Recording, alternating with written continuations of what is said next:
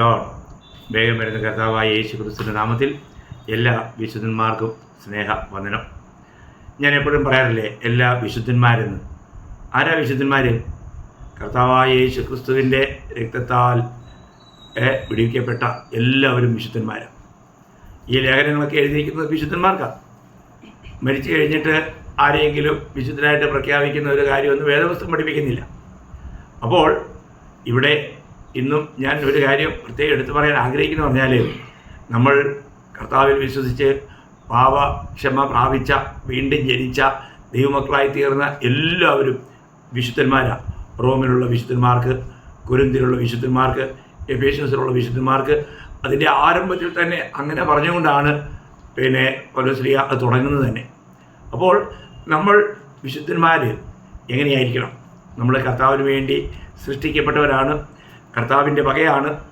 അതുകൊണ്ട് തന്നെ നമ്മൾ കർത്താവിന് വേണ്ടി വേർതിരിക്കപ്പെട്ടവർ എന്ന അർത്ഥത്തിൽ തന്നെ വിശുദ്ധന്മാരാണ്. ആരെല്ലാം കർത്താവിന് വേണ്ടി വേർതിരിക്കപ്പെട്ടിട്ടുണ്ടോ അവരെല്ലാവരും വിശുദ്ധന്മാരാണ്. കർത്താവിന് മാത്രം ഉണ്ടാകട്ടെ. അപ്പോൾ നമ്മൾ ചിന്തിച്ചുകൊണ്ടിരുന്ന ആ വിഷയം ഇന്ന് അത് തീർക്കണമെന്ന് ആഗ്രഹിക്കുക, 6-7 കാര്യം.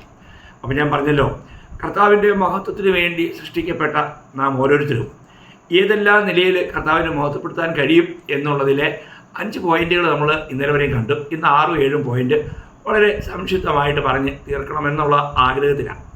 അപ്പോൾ ഇവിടെ നമ്മൾ കണ്ട പോയിന്റുകളിലേക്ക് ഞാൻ ഇനിയിപ്പോൾ പോകുന്നില്ല.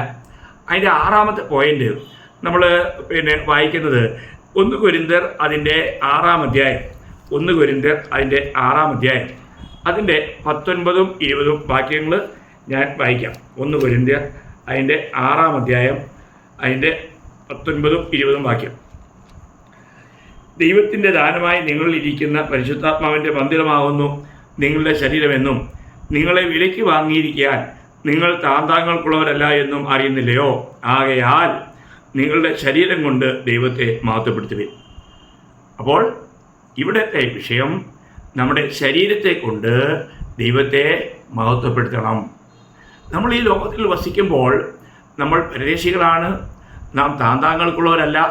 കർത്താവ് നമ്മളെ വിലയ്ക്ക് വാങ്ങിയതാണ്. ഈ ശരീരം കൊണ്ട് നമ്മുടെ കർത്താവിനെ മഹത്വപ്പെടുത്തുക എന്നുള്ളതായിരിക്കണം നമ്മുടെ ജീവിത ലക്ഷ്യം.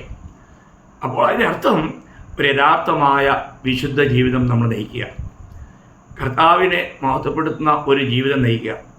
നമ്മുടെ ശരീരത്തിലെ ഓരോ അവയവങ്ങളെ കൊണ്ടും നമ്മൾ റോമാലേഖനം 12-ാം അധ്യായം അതിൻ്റെ 1-ാം വാക്യം വായിക്കുമ്പോഴത്തേക്കും, ബുദ്ധിയുള്ള ആരാധനയായി നിങ്ങളുടെ ശരീരങ്ങളെ ജീവനും വിശുദ്ധിയും ദൈവത്തിന് പ്രസാദവുമുള്ള യാഗമായി സമർപ്പിപ്പീൻ. അപ്പോൾ നമ്മുടെ ശരീരത്തെ എന്ത് ചെയ്യണം? ഒരു യാഗമായിട്ട് ദൈവത്തിന് സമർപ്പിക്കണം. നമ്മൾ എല്ലാ ദിവസവും ഈ കാര്യം ചെയ്യണം. നമ്മൾ അതേ റോമർ 6-ാം അധ്യായം 13-ാം വാക്യം വായിക്കുമ്പോൾ, നിങ്ങളുടെ അവയവങ്ങളെ അനീതിയുടെ ആയുധങ്ങളായി പാപത്തിന് അർപ്പിക്കുമരുത്, നിങ്ങളെ തന്നെ മരിച്ചിട്ട് ജീവിക്കുന്നവരായും നിങ്ങളുടെ അവയവങ്ങളെ നീതിയുടെ ആയുധങ്ങളായും ദൈവത്തിന് സമർപ്പിച്ചുകൊള്ളുവിൻ. അപ്പോൾ ദൈവത്തിന് നമ്മുടെ അവയവങ്ങളെ സമർപ്പിക്കുക. അതിൻ്റെ 19-ാം വാക്യം കൂടെ വായിക്കാം. നിങ്ങളുടെ ജഡത്തിൻ്റെ ബലഹീനത നിമിത്തം ഞാൻ മാനുഷ്യ രീതിയിൽ പറയുന്നു, നിങ്ങളുടെ അവയവങ്ങളെ അധർമ്മത്തിനായി അശുദ്ധിക്കും അധർമ്മത്തിനും അടിമകളായി സമർപ്പിച്ചതുപോലെ ഇപ്പോൾ നിങ്ങളുടെ അവയവങ്ങളെ വിശുദ്ധീകരണത്തിനായി നീതിക്ക് അടിമകളാക്കി സമർപ്പിച്ചുകൊള്ളുവിൻ. അപ്പോൾ രക്ഷിക്കപ്പെട്ട ഓരോ വിശുദ്ധന്മാരും അവരുടെ ഓരോ ശരീരത്തിൻ്റെ അവയവങ്ങളെയും, നമുക്കറിയാം നമ്മളിലുള്ള പഞ്ചേന്ദ്രിയം, ഈ പഞ്ചേന്ദ്രിയങ്ങളിലൂടെ ഓരോ ഭാഗങ്ങളിലൂടെയും നമ്മുടെ കർത്താവിനെ നമ്മൾ മഹത്വപ്പെടുത്തുന്നവരായിരിക്കണം. പറയുന്ന സാരം ഒരു യഥാർത്ഥ വിശുദ്ധ ജീവിതം നയിക്കുവാനുള്ള ഒരു വലിയ വിശപ്പും ദാഹവും നമുക്കുണ്ടായിരിക്കണം. അപ്പം ഞാൻ ഈ പഞ്ചേന്ദ്രിയങ്ങളിൽ പ്രത്യേകിച്ചും നമ്മൾ വളരെ സൂക്ഷിക്കേണ്ട ഒരു കാര്യമാണ് നമ്മുടെ നാവ്. നാവിൻ്റെ വിശുദ്ധി വളരെ അനിവാര്യമായ കാര്യമാണ്. അതുകൊണ്ട് ഞാൻ അതിനെക്കുറിച്ച് മാത്രം, എല്ലാം കൂടെ എടുത്ത് പറയാൻ നമുക്ക് സമയമില്ല. അപ്പോൾ ഒരു അവയവത്തെക്കുറിച്ച് മാത്രം ഞാൻ പറയാം. കർത്താവ് പറഞ്ഞ നാവിനെ കുറിച്ച് പറയുമ്പോൾ അതിൻ്റെ മത്തായി 12-ാം അധ്യായം അതിൻ്റെ 34 മുതൽ, സർപ്പസന്തതികളെ, നിങ്ങൾ ദുഷ്ടരായിരിക്കാൻ നല്ലത് സംസാരിപ്പാൻ എങ്ങനെ കഴിയും? ഹൃദയം നിറഞ്ഞു കവിയുന്നതല്ലോ വായി സംസാരിക്കുന്നത്. നല്ല മനുഷ്യൻ തൻ്റെ നല്ല നിക്ഷേപത്തിൽ നിന്നും നല്ലത് പ്രകടിപ്പിക്കുന്നു, ദുഷ്ടമനുഷ്യൻ ദുർനിക്ഷേപത്തിൽ നിന്നും തീയത് പ്രകടിപ്പിക്കുന്നു. എന്നാൽ മനുഷ്യൻ പറയുന്ന ഏത് നിസ്സാര വാക്കിനും ന്യായവിധി ദിവസത്തിൽ കണക്ക് ബോധിപ്പിക്കേണ്ടതാകുന്നു എന്ന് ഞാൻ നിങ്ങളോട് പറയുന്നു. നിന്റെ വാക്കുകളാൽ നീ നീതിരിക്കപ്പെടുകയും നിന്റെ വാക്കുകളാൽ കുറ്റം വിധിക്കപ്പെടുകയും ചെയ്യും. ഇവിടെ കർത്താവ് തന്നെ പറഞ്ഞ മത്തായി 12-ാം അധ്യായം 34 മുതൽ 37 വരെയുള്ള വാക്യങ്ങളാണ് ഞാൻ വായിച്ചത്. അപ്പോൾ നിങ്ങൾക്കത് ശ്രദ്ധിക്കാൻ കഴിഞ്ഞോ എന്ന് എനിക്ക് അറിഞ്ഞുകൂടാ. നിങ്ങളെടുത്ത് വായിക്കണം സാവകാശം. അപ്പോൾ ഇവിടെ നമ്മുടെ അധരങ്ങളിൽ നിന്നും വരുന്ന ശബ്ദം അത് നമ്മുടെ ദൈവവുമായിട്ടുള്ള ബന്ധത്തെ അത് വെളിപ്പെടുത്തുന്നൊരു കാര്യമാണ്. അത് വലിയൊരു കാര്യമാണ് പ്രിയമുള്ളവരെ. നമ്മൾ സംസാരിക്കുമ്പോൾ തന്നെ നമ്മുടെ വാക്കുകളിലൂടെ ആ വ്യക്തിയുടെ ആത്മീയതയെ നമുക്ക് കാണുവാൻ കഴിയും. അപ്പോൾ ഇവിടെ ദൈവം ആഗ്രഹിക്കുന്നത് നമ്മൾ പറയുമ്പോൾ നമ്മൾ ഓരോ കാര്യങ്ങളിലും സൂക്ഷിക്കണം.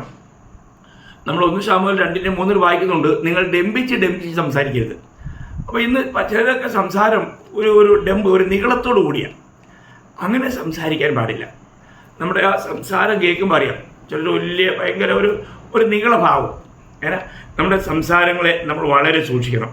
ഇല്ലെങ്കിൽ അത് നമുക്ക് നിത്യതയോടുള്ള ബന്ധത്തിൽ വലിയ നഷ്ടത്തിന് കാരണമാകും. അപ്പം ദൈവത്തിൻ്റെ വചനത്തിൽ അവൻ്റെ കൂടാരത്തിൽ ആർ പാർക്കും എന്നുള്ള ഒരു ചോദ്യം നമ്മൾ 15-ാം സങ്കീർത്തനത്തിൽ വായിക്കുന്നുണ്ട്. യഹോവേ, നിന്റെ കൂടാരത്തിൽ ആർ പാർക്കും, നിന്റെ വിശുദ്ധ പർവ്വതത്തിൽ ആർ വസിക്കും. നിഷ്കളങ്കനായി നടന്ന് നീതി പ്രവർത്തിക്കുകയും ഹൃദയപൂർവ്വം സത്യം സംസാരിക്കുകയും ചെയ്യുന്നവൻ, നാവ് കൊണ്ട് കരള പറയാതെയും തൻ്റെ കൂട്ടുകാരനോട് ദോഷം പ്രവർത്തിക്കാതെയും കൂട്ടുകാരന് അപമാനം വരുത്താതെയും ഇരിക്കുന്നവൻ. കണ്ടോ? അപ്പോൾ ഇവിടെ നമ്മുടെ നാവ് കൊണ്ടുള്ള പ്രയോഗങ്ങളുടെ ഒരു വലിയ ഡീറ്റെയിൽ ഇവിടെ തന്നിരിക്കുക. നമ്മുടെ നാവുകളെ അപ്പോൾ ആരാണ് ദൈവത്തോടു കൂടെ പാർക്കുന്നവൻ എന്നുള്ളതാണ്. ദൈവത്തോടു കൂടെ പാർക്കുന്നവൻ അവൻ എങ്ങനെയാണ്? അവൻ ഹൃദയപൂർവ്വം സത്യം സംസാരിക്കും, നാവ് കൊണ്ട് കരള അല്ലെങ്കിൽ കള്ളം പറയുകയില്ല, കൂട്ടുകാരന് ദോഷം ചെയ്യുകയില്ല, കൂട്ടുകാരന് അപമാനം വരുത്തുകയില്ല. ഇതെല്ലാം നമ്മൾ നാവ് കൊണ്ട് ചെയ്യുന്ന കാര്യങ്ങളാണ്. ചിന്തിക്കുക അല്ലേ? എത്രയോ പേര് അങ്ങനെയുള്ള കാര്യങ്ങൾ ചെയ്തുകൊണ്ട് വെറുതെ ദൂഷിക്കും, സത്യം ഒന്നും അറിയത്തില്ലാതെ. എങ്കിലും ദൈവമക്കൾ എന്നുള്ള നിലയിൽ നമ്മളതെല്ലാം സഹിക്കാനും ക്ഷമിക്കാനും നമ്മൾ തയ്യാറായിരിക്കണം. കാരണം നമ്മുടെ കർത്താവിനെ ഈ ലോകം ദൂഷിക്കുകയും ഭക്ഷിക്കുകയും നിന്ദിക്കുകയൊക്കെ ചെയ്തു. അതുകൊണ്ട് നമ്മളോട് ആ രീതിയിൽ ജനങ്ങൾ ഇടപെടാം. അതുകൊണ്ട് നമ്മുടെ അധരങ്ങൾ കൊണ്ട് നമ്മൾ മറ്റുള്ളവരെ ദൂഷിക്കാതിരിക്കുക, നിന്ദിക്കാതിരിക്കുക, പഴിക്കാതിരിക്കുക, മറ്റുള്ളവരെ ചെറുതാക്കാതിരിക്കുക, താറടിക്കാതിരിക്കുക. ഇതൊക്കെ നമ്മുടെ കർത്താവ്, ഇതൊക്കെ ഈ അധരങ്ങൾ കൊണ്ട് ചെയ്യുന്ന കാര്യങ്ങളാണ്. അപ്പോൾ ഇവിടെ കർത്താവ് പറയുന്നത് എന്താണെന്ന് വെച്ചാൽ നമ്മൾ ഈ അധരങ്ങൾ നമ്മൾ വിശുദ്ധമായി സൂക്ഷിക്കണം. നമ്മൾ സദൃശ്യവാക്യം 4-ാം അധ്യായത്തിൻ്റെ 24-ാം വാക്യത്തിൽ വായിക്കുന്നത്, വായുടെ വക്രത നിങ്ങളിൽ നിന്നും നീക്കിക്കളയുക, അധരങ്ങളുടെ വികടം നിങ്ങളിൽ നിന്ന് അകറ്റുക. വായുടെ വക്രത നിങ്ങളിൽ നിന്ന് നീക്കിക്കളയുക, അധരങ്ങളുടെ വികടം നിങ്ങളിൽ നിന്ന് അകറ്റുക. അപ്പം അധരങ്ങൾ കൊണ്ട് നമ്മൾ സംസാരിക്കുന്നത് എത്ര സൂക്ഷിച്ച് വേണം എന്നാണ് ഇവിടെ കാണാൻ കഴിയുന്നത്. അതേ തന്നെ സദൃശ്യവാക്യങ്ങൾ അതിൻ്റെ 10-ാം അധ്യായം അതിൻ്റെ 19-ാം വാക്യം വായിക്കുമ്പോഴത്തേക്കും 10-19, വാക്ക് പെരുകിയാൽ ലംഘനമില്ലാതിരിക്കുകയില്ല, അധരങ്ങളെ അടക്കുന്നവനോ ബുദ്ധിമാൻ. അപ്പോൾ വാക്ക് പെരുകിയാൽ ചെറിയ കാര്യത്തിന് ഒരുപാട് ലെച്ചറടിക്കും. പക്ഷെ അതിനകത്തൊക്കെ അനേക കാര്യങ്ങളിൽ വീഴ്ചയുണ്ടാവും. നമ്മുടെ കർത്താവ് തന്നെ പറഞ്ഞത്, ഉവ്വ എന്ന് പറഞ്ഞാൽ ഉവ്വ എന്നും ഇല്ല എന്ന് പറഞ്ഞാൽ ഇല്ല എന്നും ആയിരിക്കട്ടെ, അതിലധികമായത് ദുഷ്ടനിൽ നിന്ന് വരുന്നത് എന്ന് കർത്താവ് മത്തായി 5:37 പറഞ്ഞു. അതേ കാര്യം യാക്കോബ് 5-ാം അധ്യായത്തിൻ്റെ 12-ാം വാക്യത്തിൻ്റെ അവസാനം പറയുന്നുണ്ട്, ഉവ്വ എങ്കിൽ ഉവ്വ എന്നും ഇല്ല എങ്കിൽ ഇല്ല എന്നും ആയിരിക്കട്ടെ. അപ്പോൾ നമ്മുടെ ജീവിതത്തിൽ നമ്മുടെ വാക്കുകൾ എപ്പോഴും വളരെ പരിമിതമായിരിക്കുന്നുവെങ്കിൽ നമുക്ക് അനേക തെറ്റുകളിൽ നിന്നും നമുക്ക് ഒഴിവുള്ളവരായിരിക്കാൻ കഴിയും. അപ്പോൾ ഇന്ന് നമ്മൾ ആ കാര്യത്തിൽ വളരെ സൂക്ഷിക്കുന്നത് നന്നായിരിക്കും. അപ്പോൾ നമ്മൾ പറയുമ്പോൾ മറ്റുള്ളവർക്ക് ആത്മീയ ഉന്നതി ലഭിക്കണമെന്നുള്ളതായിരിക്കണം നമ്മുടെ ആത്മാർത്ഥമായിട്ടുള്ള ആഗ്രഹം. നമ്മൾ എഫേസ്യ ലേഖനം അതിൻ്റെ 4-ാം അധ്യായത്തിൽ എഫേസ്യ ലേഖനം അതിൻ്റെ 4-ാം അധ്യായം അതിൻ്റെ 29 മുതൽ വായിക്കുമ്പോൾ, കേൾക്കുന്നവർക്ക് കൃപ ലഭിക്കേണ്ടതിന് ആവശ്യം പോലെ ആത്മീയ വർധനയ്ക്കായി നല്ല വാക്കല്ലാതെ ആകാത്തതൊന്നും നിങ്ങളുടെ വായിൽ നിന്നും പുറപ്പെടരുത്. കണ്ടോ? അതിന് 25-ാം വാക്യം, ആകയാൽ ഫോഷ്ക്ക് ഉപേക്ഷിച്ച് ഓരോരുത്തൻ താന്താൻ്റെ കൂട്ടുകാരനോട് സത്യം സംസാരിപ്പിൻ, നാം തമ്മിൽ അവയവങ്ങളല്ലോ. അപ്പം നമ്മൾ എന്ത് ചെയ്യാൻ പാടില്ല? ഫോഷ്ക്ക് പറയരുത്, കള്ളം പറയരുത്, സത്യം സംസാരിക്കുക. അതാ ദൈവം നമ്മളിന്ന് ആഗ്രഹിക്കുന്നത്. അപ്പോൾ എത്രമാത്രം നമ്മൾ ക്രിസ്തുവിലായിട്ട് നമുക്ക് എത്രമാത്രം ഈ കർത്താവിൻ്റെ വചനങ്ങളെ മുറുകെ പിടിക്കാൻ പറ്റുന്നുണ്ട്. സെക്കരിയ പ്രവചനത്തിൽ നമ്മൾ ചെയ്യേണ്ട കാര്യത്തെക്കുറിച്ച് പറയുമ്പോൾ സെക്കരിയ പ്രവചനം അതിൻ്റെ 8-ാം അധ്യായം 16-ാം വാക്യം, നിങ്ങൾ ചെയ്യേണ്ടുന്ന കാര്യങ്ങൾ ഇവയാകുന്നു. ഓരോരുത്തൻ താന്താൻ്റെ കൂട്ടുകാരനോട് സത്യം പറയുവേൻ. ഓരോരുത്തൻ താന്താൻ്റെ കൂട്ടുകാരനോട് സത്യം പറയുവേൻ. നമ്മൾ ചിലരോട് ചോദിച്ചാൽ നിങ്ങളുടെ ജീവിതത്തിൽ എത്ര പ്രാവശ്യം സത്യം പറഞ്ഞിട്ടുണ്ടെന്ന് ചോദിച്ചാൽ അതിന് ചിലപ്പോൾ ഒരു എണ്ണം ഉണ്ടാവും. കാരണം വളരെ പരിമിതമായിട്ടേ സത്യം പറയാറുള്ളൂ. എപ്പോഴും കള്ളം പറയുന്ന ഒരു കൂട്ടം ജനങ്ങൾ. പോഷ്കിൻ്റെ ആത്മാവ് അവരിൽ വ്യാപിക്കുന്നത്. നമ്മൾ ശ്രദ്ധിക്കണം പ്രിയമുള്ളവരെ. നമുക്ക് എത്രമാത്രം ദൈവത്തിൻ്റെ വചനത്തോ അല്ലെങ്കിൽ കർത്താവിനെ മഹത്വപ്പെടുത്തത്ത നിലയിൽ നമുക്ക് സത്യം സംസാരിക്കാൻ കഴിയുന്നു. അതേ കാര്യം സദൃശ്യവാക്യം അതിൻ്റെ 8-ാം അധ്യായം, സദൃശ്യവാക്യം അതിൻ്റെ 8-ാം അധ്യായം, ലോർഡ് ജീസസ് 8-ന്റെ 6-7 വാക്യം, കേൾപ്പിൻ, ഞാൻ ഉത്കൃഷ്ടമായി സംസാരിക്കും, എൻ്റെ അധരങ്ങളെ തുറക്കുന്നത് നേരിനായിരിക്കും, എൻ്റെ വായി സത്യം സംസാരിക്കും, ദുഷ്ടത എൻ്റെ അധരങ്ങൾക്ക് അറപ്പാകുന്നു. കണ്ടോ, അതാ ഒരു ഭക്തന് വേണ്ട അനിവാര്യമായ സ്വഭാവം. ദുഷ്ടത എനിക്ക് എന്താണ്? ദുഷ്ടത എൻ്റെ അധരങ്ങൾക്ക് അറപ്പാകുന്നു. നമ്മൾ നമ്മുടെ അധരങ്ങളിലൂടെ ദുഷ്ടകാര്യങ്ങളെ, മോശമായ കാര്യങ്ങളെ, തെറ്റായ കാര്യങ്ങളെ, കളങ്കം വരുത്തുന്ന കാര്യങ്ങളെ നമ്മൾ പറയാതിരിക്കുക. ഇത് നമ്മുടെ കർത്തവ്യമാണ്. അപ്പം നമുക്കറിയാമല്ലോ, പഴയ നിയമ ഭക്തനായ ഇയ്യോബ് താൻ പറയുന്ന ഒരു വളരെ അനുഗ്രഹീതമായ ഒരു ചോദ്യമുണ്ട്. ഇയ്യോബ് അതിൻ്റെ 6-ാം അധ്യായം 30-ാം വാക്യത്തിൻ്റെ ആരംഭത്തിൽ, എൻ്റെ നാവിൽ അനീതിയുണ്ടോ? ഒരു ചോദ്യമാണ്. എൻ്റെ നാവിൽ അനീതിയുണ്ടോ? നമുക്കങ്ങനെ എത്ര പേർക്ക് പറയാൻ കഴിയും? എൻ്റെ നാവിൽ അനീതിയുണ്ടോ? അല്ലെങ്കിൽ തെറ്റായിട്ടുള്ള എന്തെങ്കിലും എന്നിലൂടെ വരുന്നുണ്ടോ? ആ ഇയ്യോബ് തന്നെ അതിൻ്റെ 27-ാം അധ്യായത്തിൻ്റെ 4-ാം വാക്യത്തിൽ പറയുന്നൊരു കാര്യം, എൻ്റെ അധരം നീതിയോട് സംസാരിക്കുകയില്ല, എൻ്റെ നാവ് വ്യാജം ഉച്ചരിക്കുകയുമില്ല എന്ന തീരുമാനം. അത് എല്ലാ വിശുദ്ധന്മാരും എടുക്കേണ്ട നല്ല തീരുമാനം. എൻ്റെ അധരം നീതിയോട് സംസാരിക്കുകയില്ല, എൻ്റെ നാവ് വ്യാജം ഉച്ചരിക്കുകയുമില്ല. അപ്പോൾ നമുക്ക് അങ്ങനെ ഒരു നല്ല ഒരു തീരുമാനം എടുക്കാൻ കഴിയുമോ? ദൈവത്തിൻ്റെ ഹൃദയപ്രകാരമുള്ള ദാവീദ് തൻ്റെ 39-ാം സങ്കീർത്തനത്തിൽ താൻ പറയുന്നൊരു കാര്യമുണ്ട്. നാവ് കൊണ്ട് പാപം ചെയ്യാതിരിപ്പാൻ ഞാൻ എൻ്റെ വഴികളെ സൂക്ഷിക്കുമെന്നും ദുഷ്ടൻ എൻ്റെ മുമ്പിൽ ഇരിക്കുമ്പോൾ എൻ്റെ വായ് കടിഞ്ഞാണിട്ട് കാക്കുമെന്നും ഞാൻ പറഞ്ഞു. എന്ന് പറഞ്ഞാൽ ദുഷ്ടന്മാരോട് കൂടെയുള്ള ഇടപെടലുകളിൽ എന്തെങ്കിലും വരുമ്പോൾ അവിടെ വീഴ്ച ഭവിക്കാനുള്ള സാധ്യത കൂടുതലുണ്ട്. അതുകൊണ്ട് ദാവീദ് എടുത്തൊരു തീരുമാനം ഇതാണ്. ഞാൻ അങ്ങനെയുള്ള സമയത്ത് എന്തു ചെയ്യും? ഞാൻ എൻ്റെ വായ് കടിഞ്ഞാണിട്ട് കാക്കും. അതൊക്കെ ഒരു വലിയ ശക്തമായ ഒരു തീരുമാനം തന്നെയാണ്. അപ്പം നമ്മുടെ കർത്താവ് ഈ ലോകത്തിലായിരുന്നപ്പോൾ എല്ലാ കാര്യങ്ങൾക്കും നമ്മുടെ കർത്താവാണ് നമുക്ക് മാതൃക. ആ കർത്താവ് 1 പത്രോസ് 2-ാം അധ്യായം 22-ാം വാക്യത്തിൽ, അവൻ പാപം ചെയ്തിട്ടില്ല, അവൻ്റെ വായിൽ വഞ്ചന ഒന്നും ഉണ്ടായിരുന്നില്ല. കണ്ടോ, അവൻ പാപം ചെയ്തിട്ടില്ല, അവൻ്റെ വായിൽ വഞ്ചന ഒന്നും ഉണ്ടായിരുന്നില്ല. പറയുന്ന കാര്യങ്ങൾ അത് കൃത്യമായിരിക്കും, സത്യമായിരിക്കും. എത്ര അനുഗ്രഹീതമായൊരു കാര്യമാണ് ഇത്. നമ്മുടെ കർത്താവിനെ കുറിച്ച് പറഞ്ഞിരിക്കുന്ന കാര്യമാണ്. നമുക്കറിയാം, ഈ നാവിൻ്റെ ചെറിയ വീഴ്ചയിൽ എബ്രായമ്യരിൽ 40,000 പേര് വീണുപോയതിനെക്കുറിച്ച് ന്യായാധിപന്മാരുടെ പുസ്തകം 12-ാം അധ്യായം 5-6 വാക്യത്തിൽ വായിക്കുന്നുണ്ട്. എങ്ങനെയാണ്? നാവിൻ്റെ ചെറിയൊരു വീഴ്ചയിലൂടെ അല്ലെങ്കിൽ സംസാരത്തിൽ വന്ന ചെറിയൊരു തെറ്റായ പ്രൊണൗൺസിയേഷനിലൂടെ 40,000 പേര് കൊല്ലപ്പെട്ടു. കാരണം അവർ പറയും, നിങ്ങൾ സിബോലത്ത് എന്ന് പറയാൻ പറയും. അവർക്ക് സിബോലത്ത് എന്ന് പറയാൻ പറ്റില്ല, അവർ ഷിബോലത്ത് എന്ന് പറയും. ചെറിയൊരു വ്യത്യാസം. ആ ഒരു ചെറിയ വ്യത്യാസത്തിൽ നമ്മളവിടെ വായിക്കുന്നത് 40,000 പേരെ കൊന്നു കളഞ്ഞെന്ന. അവർക്ക് എന്താണ്? സംസാരത്തിൽ വന്ന ചെറിയ വീഴ്ച, ചെറിയൊരു വ്യത്യാസത്തിൽ വന്ന ഒരു വലിയ അപകടമാണ് ഇവിടെ നമുക്ക് കാണാൻ കഴിയുന്നത്. അപ്പം നമ്മൾ ഒരു കാര്യം നമ്മൾ മനസ്സിലാക്കുക, നമ്മുടെ നിത്യതയെ നിർണ്ണയിക്കുന്നത് നമ്മുടെ നാവിലൂടെ വരുന്ന സംസാരമാണെന്ന് നിങ്ങൾക്കറിയാമോ? നമ്മുടെ നിത്യതയെ നിർണ്ണയിക്കുന്നത് നമ്മുടെ നാവിലൂടെ ഉണ്ടാകുന്ന സംസാരമാണെന്ന് നിങ്ങൾക്കറിയാമോ? ഇതാ ഞാനൊരു വാക്യം, വളരെ ഗൗരവമുള്ളൊരു വാക്യം ഞാൻ വായിപ്പിക്കാം.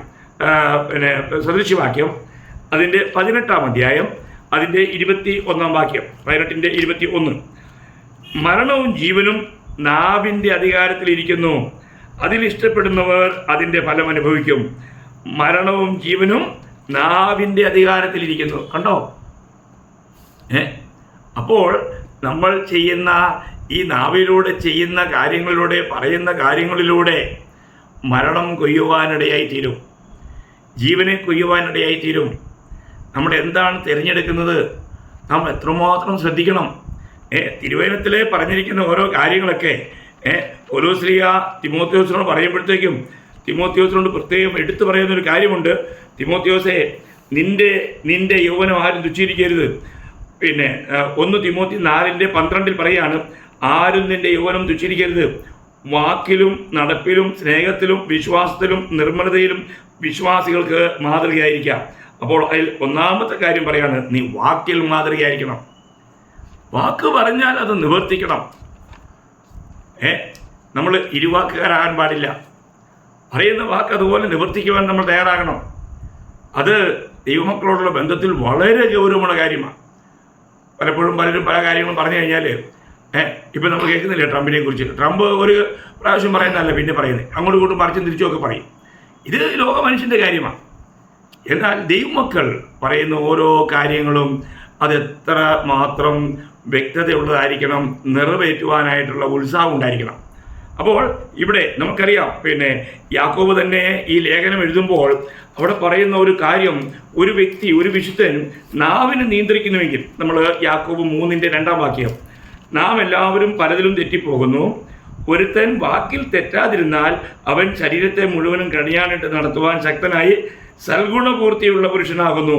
സൽഗുണപൂർത്തിയുള്ള പുരുഷനാകുന്നു. ആരാണ്? വാക്കിൽ തെറ്റാത്തവൻ. നോക്കുക, വാക്കിനെ നിയന്ത്രിക്കുക എന്നുള്ളത് ഒരു ചെറിയ കാര്യമല്ല. നാവ് ഒരു വലിയ തീയാണെന്ന്, അതിൽ വിഷം നിറഞ്ഞിരിക്കുന്നു. വളരെ ശ്രദ്ധിക്കണം ദൈവമക്കളെ. നമ്മുടെ ജീവിതത്തിൽ നമ്മുടെ ഓരോ അവയവങ്ങളെക്കുറിച്ച് നമ്മൾ പറയുമ്പോൾ നമ്മൾ അതേ യാക്കോബ് തന്നെ അതിൻ്റെ 1:26 ഇങ്ങനെ പറയുന്നുണ്ട്, നിങ്ങളിൽ ഒരുവൻ തൻ്റെ നാവിന് കടിഞ്ഞാണിടാതെ തൻ്റെ ഹൃദയത്തെ വഞ്ചിച്ചുകൊണ്ട് താൻ ഭക്തനെന്ന് നിരൂപിക്കുന്നുവെങ്കിൽ അവൻ്റെ ഭക്തി വ്യർത്ഥമത്രേ. അപ്പോൾ പലരുടെയും അധരങ്ങളിലാണ് ഭക്തി, ജീവിതത്തിൽ അതില്ല. അതൊക്കെ എത്ര വഞ്ചനയാണ്. അപ്പോൾ അങ്ങനെയുള്ള ഭക്തനെ കൊണ്ടൊന്നും ദൈവം ഒരിക്കലും പ്രസാദിക്കുന്നില്ല. അപ്പോൾ നമ്മൾ ശ്രദ്ധിക്കണം. ഞാൻ പറഞ്ഞില്ല, ഞാൻ പലപ്പോഴും പറയാറുണ്ട്, ചിലരുടെ സംസാരം കേട്ട് കഴിഞ്ഞാൽ നേരെ നിൽക്കുന്ന മരം കുനിഞ്ഞു വരും. അത്ര നല്ല മധുരമുള്ള സംസാരങ്ങളാണ്. പ്രിയമുള്ളവരെ, നമ്മുടെ ഹൃദയത്തിൽ കവടത വെച്ചുകൊണ്ട് നമ്മൾ ഈ അധരങ്ങൾ കൊണ്ട് ഭക്തി ചെയ്യുന്നത്, അതൊക്കെ സ്വർഗം കാണുന്നു. അപ്പോൾ ദൈവത്തിൻ്റെ മുമ്പിൽ നമ്മുടെ ഭക്തി എപ്രകാരമുള്ളതാണ് എന്നുള്ളതാണ് വിഷയം. അപ്പം നമുക്കൊരു ശുഭഭാവി നമ്മൾ ആഗ്രഹിക്കുന്നുവെങ്കിൽ നമ്മൾ എങ്ങനെയുള്ളവരായിരിക്കണം? നമ്മുടെ അധരങ്ങളെ നമ്മൾ 1 പത്രോസ് അതിൻ്റെ 3-ാം അധ്യായം 10-ാം വാക്യം വായിക്കുമ്പോൾ, ജീവനെ ആഗ്രഹിക്കുകയും ശുഭകാലം കാണുവാൻ ഇച്ഛിക്കുകയും ചെയ്യുന്നവൻ ദോഷം ചെയ്യാതെ തൻ്റെ നാവിനെയും വ്യാജം പറയാതെ അധരത്തെയും അടക്കിക്കൊള്ളട്ടെ. കണ്ടോ? അപ്പോൾ ജീവനെ ആഗ്രഹിക്കുന്നവൻ, ശുഭകാലം കാണുവാൻ ഇച്ഛിക്കുന്നവൻ, ഭാവിയിൽ ഒരു നല്ല ഭാവി ആഗ്രഹിക്കുന്നുവെങ്കിൽ നമ്മുടെ അധരങ്ങളെ നമ്മൾ സൂക്ഷിക്കുവാൻ എത്രമാത്രം കടപ്പെട്ടവരാണെന്നാണ്. വാസ്തവത്തിൽ ഇതൊക്കെ വളരെ ഗൗരവമുള്ള കാര്യമല്ലേ ദൈവമക്കളെ? നമ്മൾ ചിന്തിക്കണം. നമ്മുടെ അധരങ്ങളിലൂടെ വീഴുന്നത്. അതുകൊണ്ടല്ലേ ദാവീദ് പറയുന്നുണ്ടല്ലോ, ദാവീദ് 19-ാം സങ്കീർത്തനം 14-ാം വാക്യത്തിൽ വായിക്കുന്നത് എന്താണ്? 19:14, എൻ്റെ വായിലെ വാക്കുകളും എൻ്റെ ഹൃദയത്തിലെ ധ്യാനവും നിനക്ക് പ്രസാദമായിരിക്കുമാറാകട്ടെ. എത്ര അനുഗ്രഹിക്കേണ്ട കാര്യമാണ്. നമ്മുടെ വാക്കുകൾ കേൾക്കുമ്പോൾ ദൈവ ഹൃദയം സന്തോഷിക്കാനിടയാകണം, കർത്താവിന് മഹത്വം ഉണ്ടാകുന്നവയായിരിക്കണം. അതാണ് ദൈവം നമ്മളിന്ന് ആഗ്രഹിക്കുന്നത്. അപ്പോൾ നമുക്ക് എങ്ങനെ ഈ നാവിനെ നിയന്ത്രിക്കാം? നമ്മളൊരു കാര്യം മനസ്സിലാക്കണം. കർത്താവ് മോശയെ വിളിച്ച് തന്നെ നിയോഗിക്കുമ്പോൾ മോശ പറയുന്ന കാര്യം എന്നാ അറിയോ? എൻ്റെ ദൈവമേ, എൻ്റെ നാവ് തടിച്ച നാവാ. അല്ലേ? 4-ാം അധ്യായം, പുറപ്പാട് പുസ്തകം 4-ാം അധ്യായം അതിൻ്റെ 10 മുതൽ 12 വരെ. മോശ യഹോവയോട്, കർത്താവേ, മുമ്പേ തന്നെയും നീ അടിയനോട് സംസാരിച്ച ശേഷവും ഞാൻ വാക്സാമർത്ഥ്യമുള്ളവനല്ല, ഞാൻ വിക്കനും തടിച്ച നാവുള്ളവനുമാകുന്നു എന്ന് പറഞ്ഞു. അതിന് യഹോവ അവനോട്, മനുഷ്യന് വായു കൊടുത്തതാർ? അല്ല, ഊമനെയും ചെകിടനെയും കാഴ്ചയുള്ളവനെയും കുരുടനെയും ഉണ്ടാക്കിയത് ആർ? യഹോവയായ ഞാനല്ലയോ?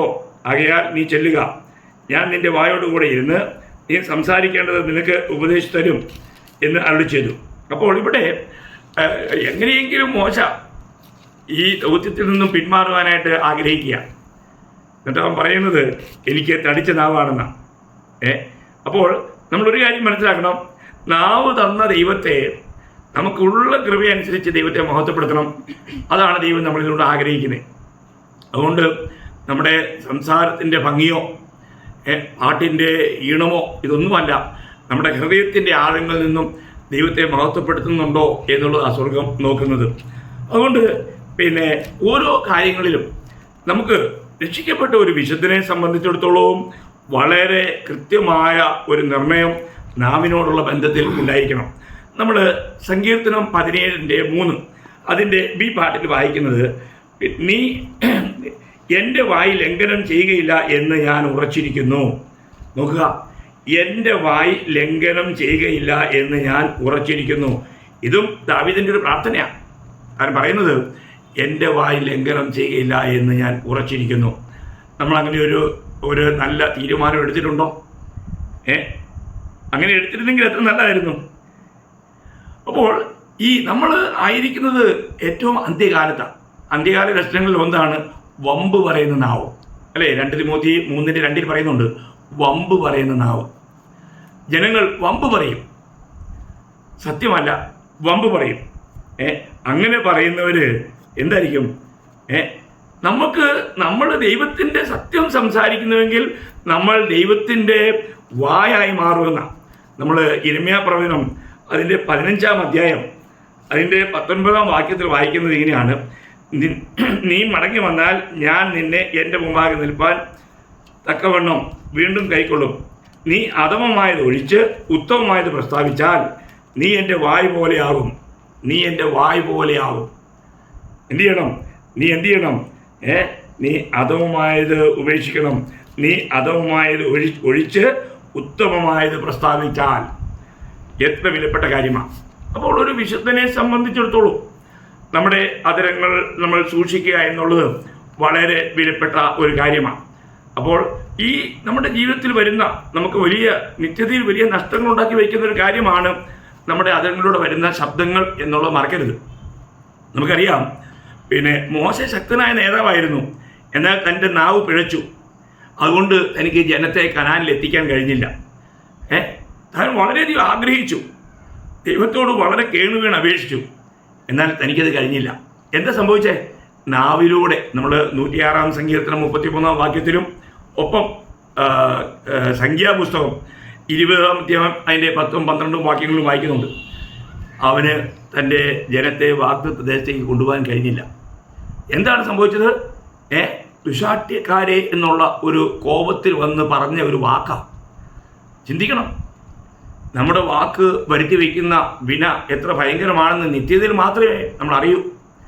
ദൈവമക്കളെ, നമ്മൾക്ക് നമ്മുടെ ഓരോ വാക്കുകളെക്കുറിച്ചും നമ്മൾ വളരെ ശ്രദ്ധാലുക്കളായിരിക്കണം. അപ്പം കർത്താവിനോട് കൂടെ എപ്പോഴും ആയിരിക്കേണ്ട ദൈവജനത്തിൻ്റെ ഏറ്റവും വലിയൊരു സവിശേഷത നമ്മൾ വെളിപ്പാട് പുസ്തകം 14-ാം അധ്യായത്തിൽ വായിക്കുന്നുണ്ട്. അവരെക്കുറിച്ച് പറയുന്നത് 14-ാം അധ്യായം 5-ാം വാക്യം, ഭോഷ്ക് അവിടെ വായിൽ ഉണ്ടായിരുന്നില്ല, അവർ കളങ്കമില്ലാത്തവർ തന്നെ.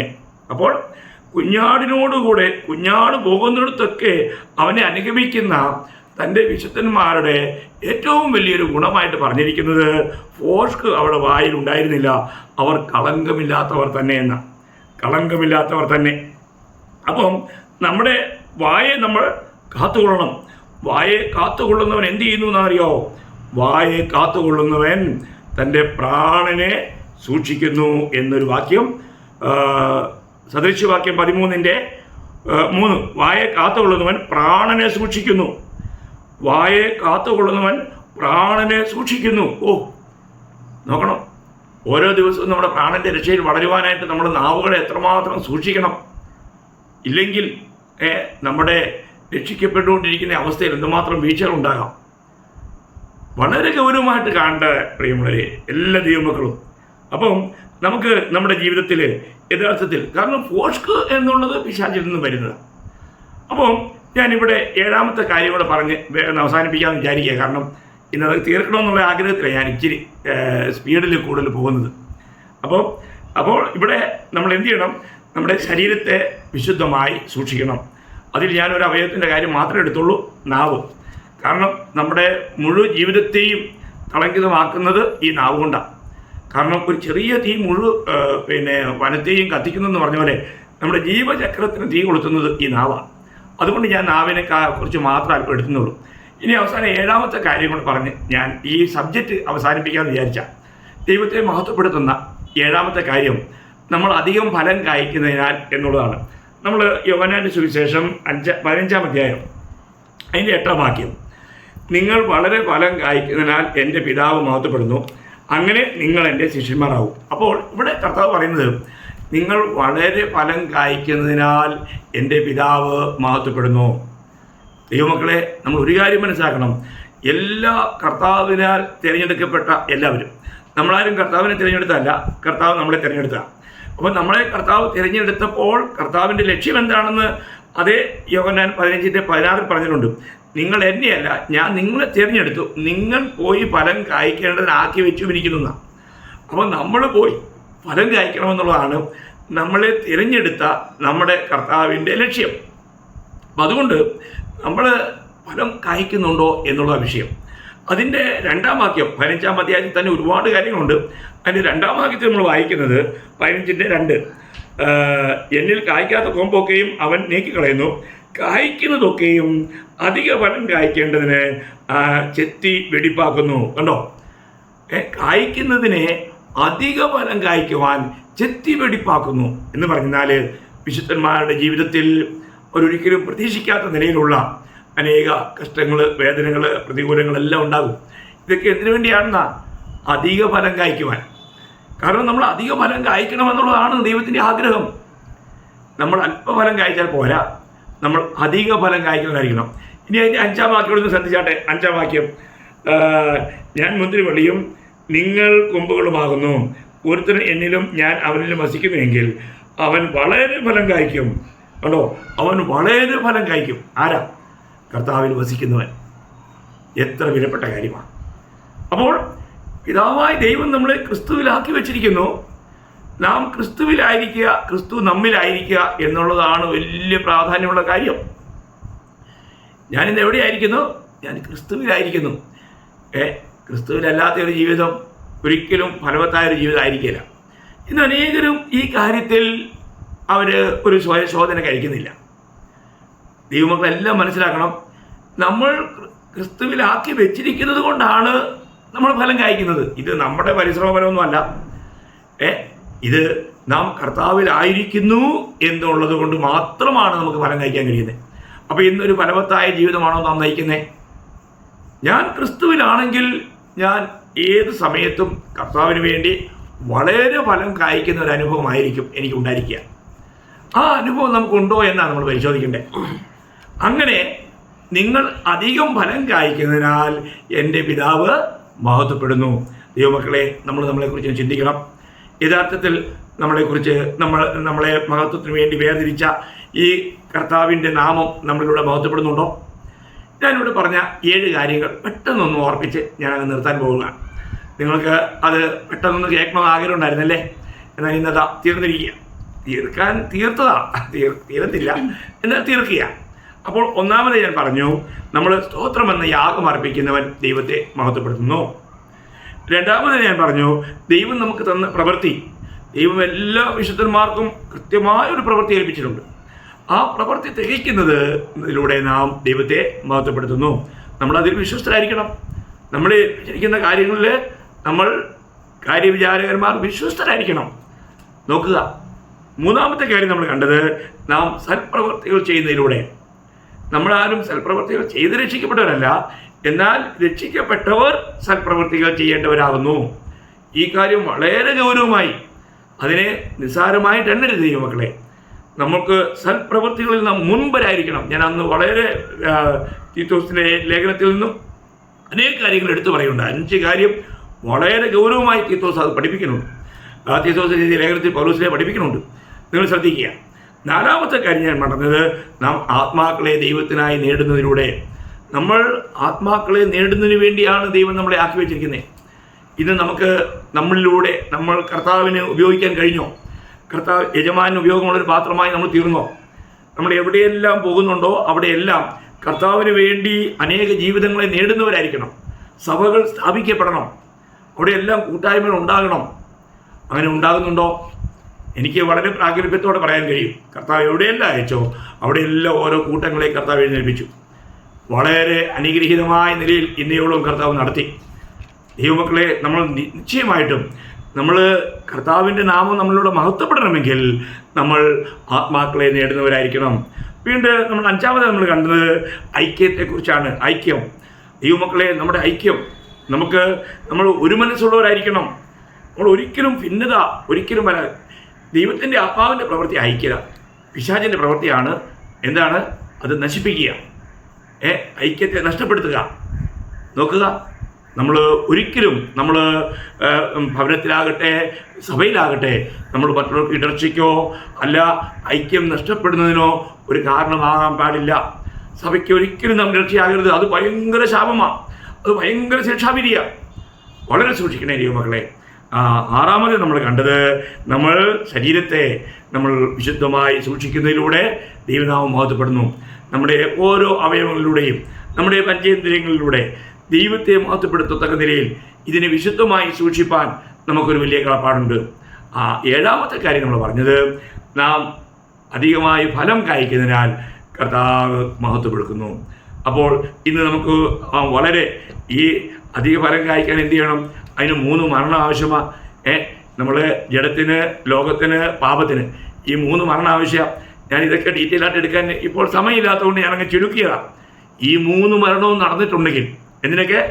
ലോകത്തിന്, ജഡത്തിന്, പാപത്തിന്. ഈ 3 മരണവും നമ്മൾ ലോകത്തിന് മരിച്ചവരാണെങ്കിൽ കൊളോസ്യർ 3:5, നമ്മൾ പാപത്തിന് മരിച്ചവരാണെങ്കിൽ റോമാലേഖനം 6:1-2, നമ്മൾ ജഡത്തിന് മരിച്ചവരാണെങ്കിൽ ഗലാത്യർ 5:24. ഈ 3 മരണം നടന്നെങ്കിൽ മാത്രമേ ശരിയായ നിലയിൽ ഫലവത്തായൊരു ജീവിതം നയിക്കുവാൻ നമുക്ക് കഴിയുകയുള്ളൂ. അപ്പോൾ അതുകൊണ്ട് ഇതെല്ലാം വിസ്തരിക്കാൻ സമയമില്ലാത്തതുകൊണ്ട് ഞാനത് വളരെ ഷോർട്ടായിട്ട് അങ്ങനെ പറഞ്ഞതേ ഉള്ളൂ. നിങ്ങളതൊക്കെ വചനമൊക്കെ എടുത്ത് നിങ്ങൾ ധ്യാനിക്കുക, കർത്താവിന് വേണ്ടി പ്രയോജനപ്പെടുക, കർത്താവിൻ്റെ ജീവിതത്തെ മഹത്വപ്പെടുത്തുക. നിങ്ങളുടെ ജീവിതം കർത്താവിനധികം മഹത്വം കരയറ്റുന്നതായി മാറട്ടെ. ദൈവമായ കർത്താവ് വചനങ്ങളാൽ നിങ്ങളെല്ലാം സമൃദ്ധിയായിട്ട് സഹായിക്കട്ടെ, അനുഗ്രഹിക്കട്ടെ. കർത്താവിന് മാത്രം ഉണ്ടാകട്ടെ. ആമേൻ.